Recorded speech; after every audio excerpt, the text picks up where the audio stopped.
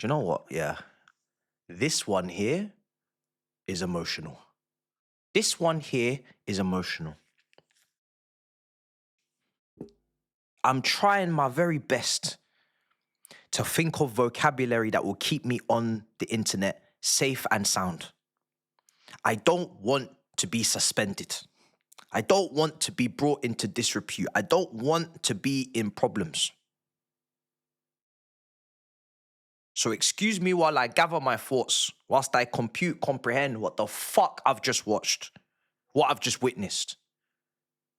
My phone is pinging off. My WhatsApp is in disarray. People are contacting me from the past that I've never spoken to before, or I've not seen in 15, 20 years. Not to say Merry Christmas, but to say, what the fuck is your club doing? And I don't have the answers. I don't have the answers.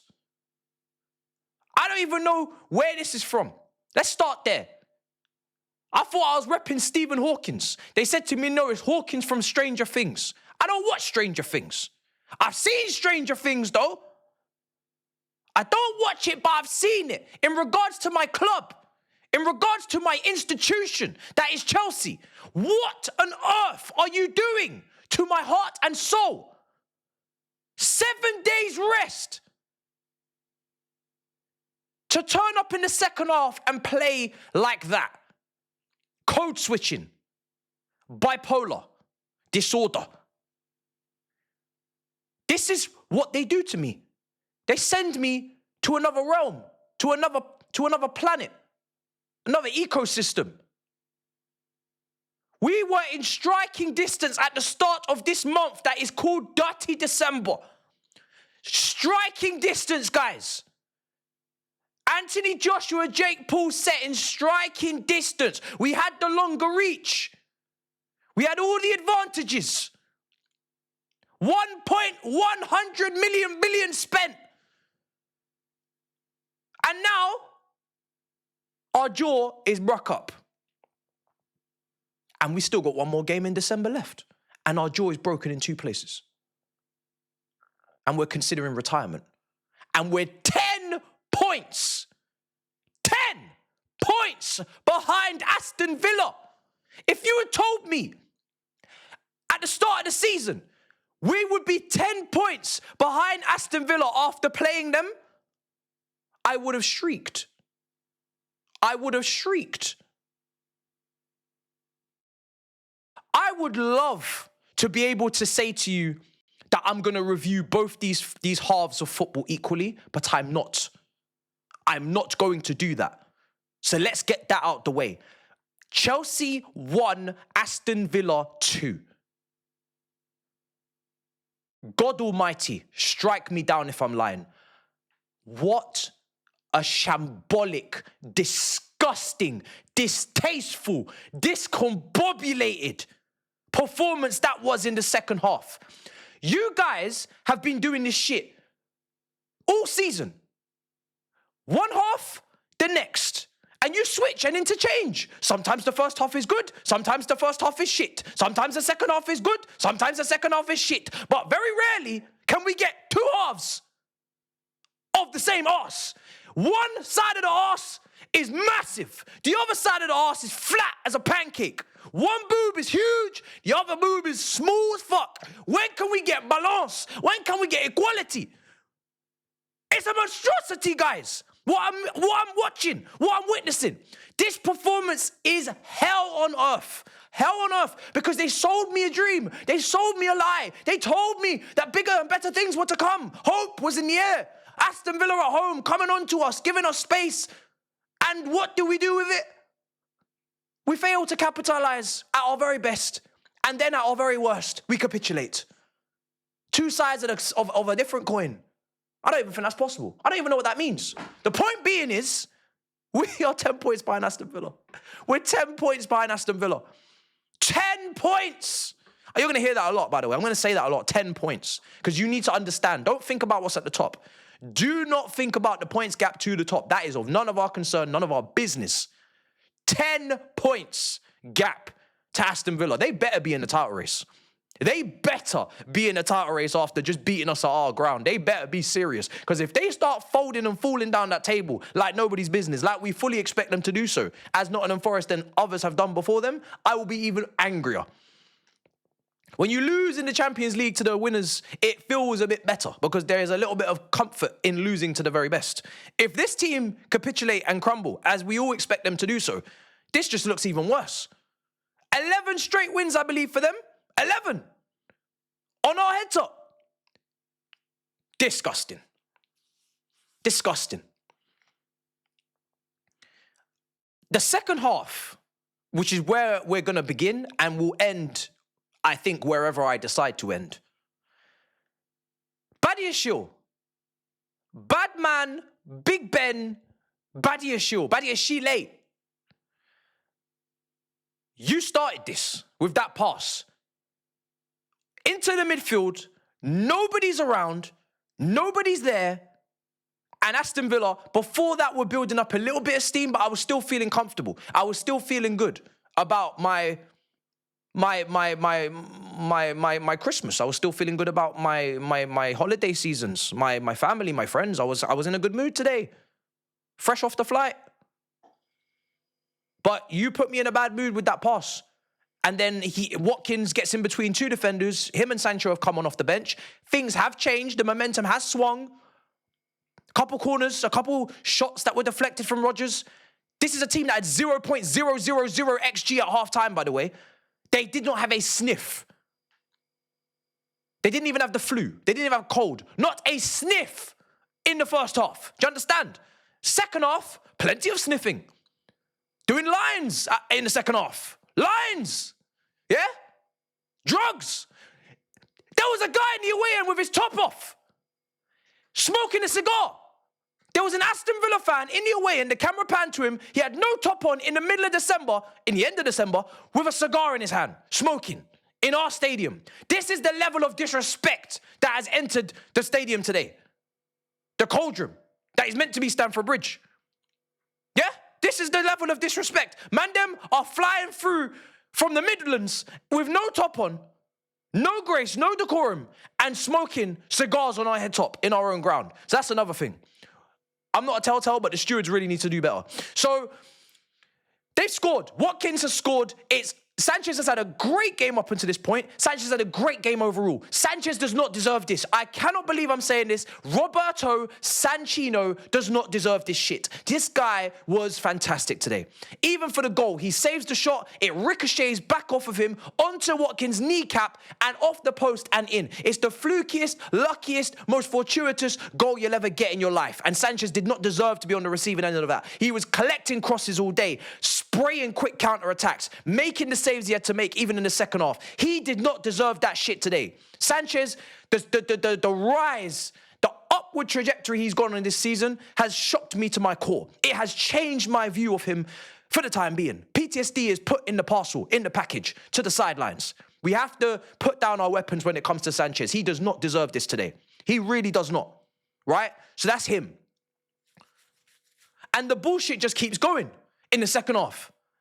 It just keeps going and going and going. Wave after wave. I thought I was back in Mexico on the beach. Chance after chance. These men they're queuing up. They're calling us Bonnie Blue FC again. These men are queuing up. Rodgers, Sancho, Watkins. It was great when Marlon was on. Brother's receding hairline didn't do shit to us.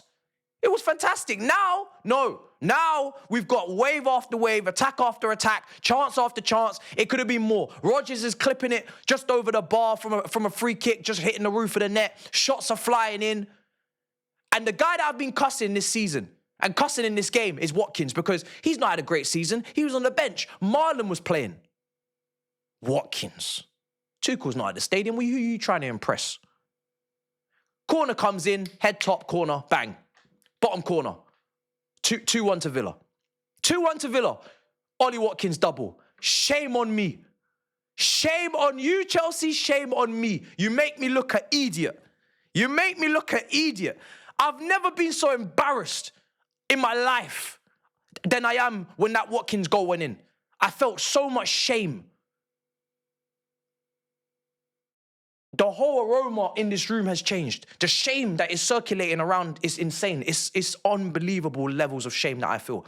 I repent for everything that I've said about Watkins. 2 goals in 1 game. I think he had like 3 or 4 goals this season in totality. Now he's got 2 more. It's crazy work. This guy's been nowhere to be seen this season. He's not a massive part of their good form whatsoever. 2 goals. That second goal, brilliant header. But our capitulation from the first half, where we're keeping the ball, we're creating a numerous amount of chances, 1.98 XG, 1.98. I even remember to the absolute decimal point because I was so happy and so impressed. I wanted to remember all of the statistics. 10 shots, I believe. Multiple big chances. It was a great performance in the first half. We were knocking it about. Playing our stuff, playing with intensity, playing with pace, playing with passion, playing with a counter press. They couldn't get out. They were suffocating. Buendia couldn't find a way out. Rodgers was frustrated. Marlon was anonymous. We were crowding them out, closing them in, chance after chance, winning duels, winning every single ball that was loose. We were getting onto it like a flash and back into their penalty box, back into their half and onto them. Yeah? Onto them. Garnacho. Crazy chance creation. Couple frustrating moments from both of the wingers. But when you look at the key passes, they're there. When you look at the crosses and they're inaccurate, you'll see when you look at some of them, especially from Garnacho. Neto, not so much. But Garnacho, cut back for Enzo, wide of the post. Cross for João Pedro, should have got something on it. We could have had a penalty. We should have had a penalty in this game. Apologies if I'm not looking at the camera. I got a lazy eye and I'm legally blind. And I'm fucking fuming. So if I get a little bit distracted, you'll have to excuse me. Yeah? Garnacho, he created today. He actually had a good game in the first half, a really good game. He created opportunities for others. He was unselfish. He was aware. His decision-making was good. João Pedro should have and could have been a better and bigger presence. Palmer was getting in between the lines, linking things up, trying to find ways through. Neto, you already know what he likes to do, cross and inshallah. But he was running people ragged, he's running at people, he's trying to make things happen, and everything from James and Caicedo was just fantastic as always. The defenders were absolutely perfect. No complaints in the defence, no complaints, absolutely fantastic. When you're limiting a team to 0.0 XG, you have no issues. But that second half ruined everything. So yeah, we got our goal from a Reece James corner that João Pedro stabbed in accidentally. And we missed chances in the first half that we maybe should have done better with. And we should have had a penalty, absolutely. Referees had an absolute howler on the handball from Matson and Neto. Another great cross from Garnacho, and Neto's at the back post looking for it. But I can't feel sorry for a team that perform in the manner that we did in that second half when the going got a bit tough. As soon as a bit of pressure was applied, we capitulated. We got diced, fried, flipped, yeah, cooked, burnt to smithereens. I can't feel sorry for that.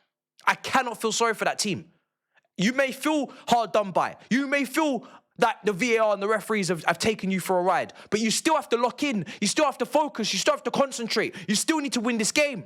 Because the repercussions for not winning this game are clear as can be on the table. We're behind Liverpool, for fuck's sake. A Liverpool team that have had the worst possible reigning, defending champions you'll ever see, since us, when we finished 10th under Conte. It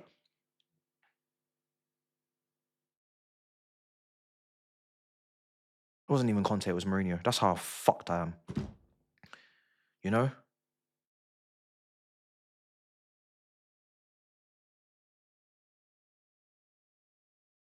You guys, the substitutions that came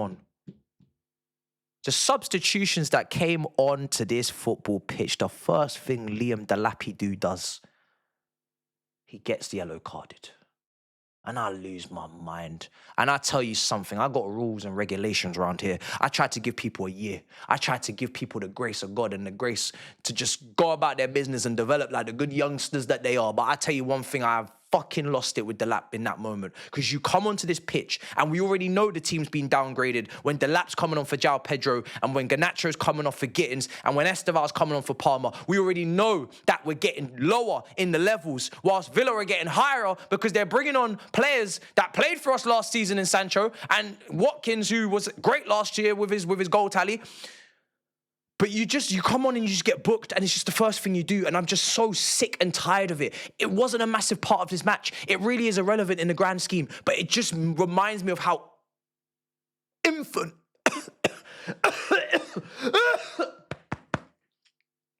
Infant. We have infants coming off the bench.